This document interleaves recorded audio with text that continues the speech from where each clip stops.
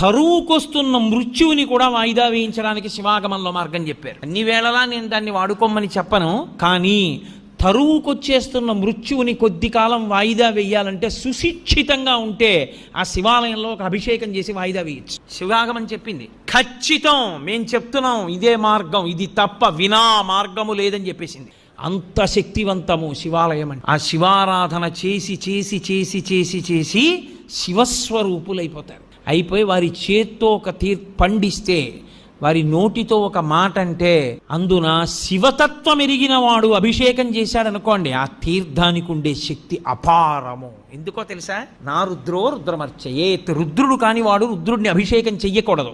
శివతత్వము పరిపూర్ణముగా తెలుసున్నవాడు రమించిపోతూ శివాభిషేకం చేశాడనుకోండి, ఆ అభిషేక తీర్థమునందు శివశక్తి పరిపూర్ణంగా పట్టుకుంటుంది.